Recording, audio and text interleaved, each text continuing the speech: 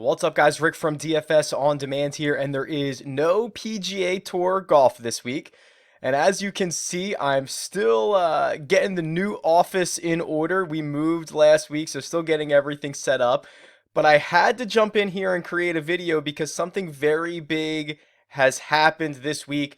The PGA Tour has dumped millions of rows of data on their website, statistics, strokes gained included, a bunch of stuff dating back to 2004. So I'm going to quickly show you what's new and how you can use it to your advantage. And then in subsequent videos after this, we'll dive a little bit deeper into everything. But this just happened yesterday, so I want to be able to show you what is new on the site because these are questions I get a lot, and this is a lot more data that is now going to be available for you. So this feels like a pretty big win for everybody. All right, let's check it out. All right, so this is the PGA Tour stat website. Of course, if you've ever been here, you know exactly what this looks like.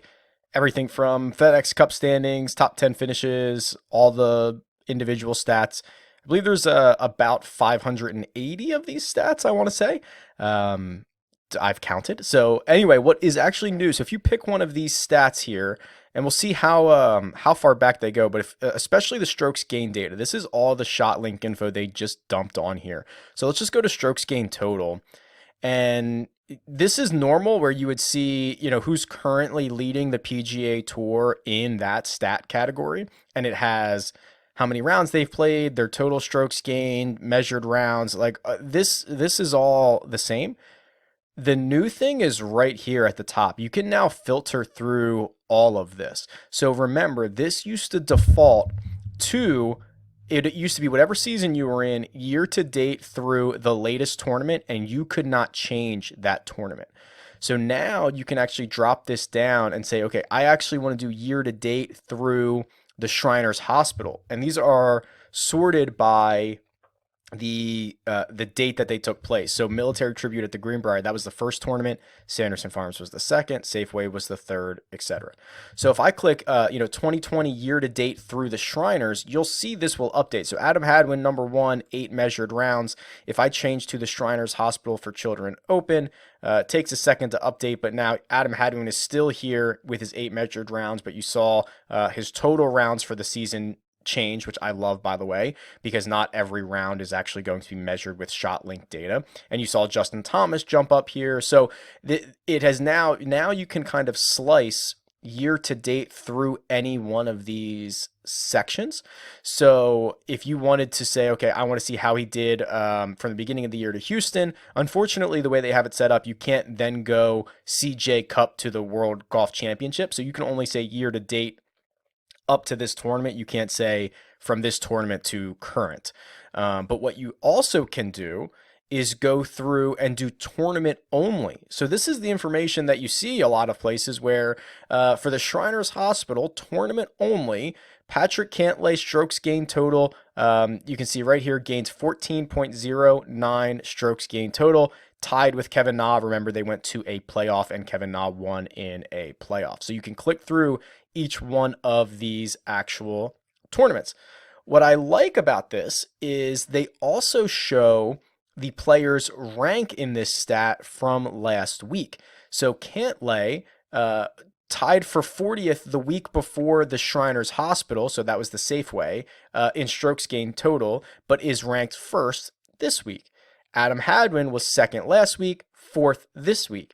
And this could be really valuable if you want to kind of find trends and see how guys were trending. Hey, what were they doing the week before? Unfortunately, this is not the tournament before. It is literally just last week. So Kevin Na did not play the week before the Shriners Hospital, so his rank last week does not come over. It's blank.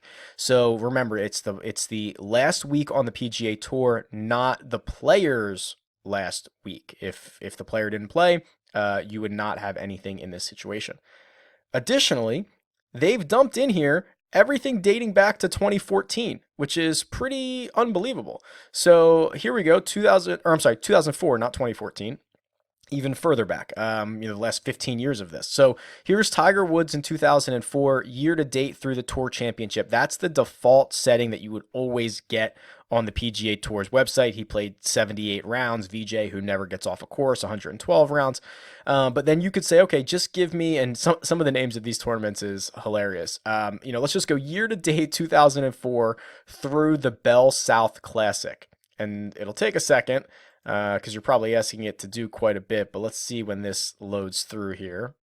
Here we go. Okay, that actually took a while. I paused the video because I thought something was broken. Some of these queries that you can make seem to take a little bit of time. So don't be surprised. There's no submit button or anything like that. When you change the stat, it's going to change. But here we go. Bell South Classic. Phil Mickelson, 33 rounds. He was in the lead here through his, look at this, 2.5 strokes gained total. That's an unbelievable number through 23 measured rounds. Really impressive stuff here. They have it broken down by tee to green, putting. This is just a really great database. And actually, can we do tournament only for the Bell South? Let's see. There you go. Zach Johnson must have won this thing by a shot over Mark Hensley, which is pretty incredible. Scott Hend, he's still around there playing on the Euro Tour. So what, the next logical question that I'm getting is, can you build a database out of this? And the answer is yes. Notoriously, the PGA Tour's website is pretty easy to scrape. Not sure if I should say that. But if you've taken my scraping stats course, which I will link in the description below, you could absolutely pull each one of these pages, and you can also pull them in bulk. There are a few intricacies to all of this with the way that the PGA Tour sets up their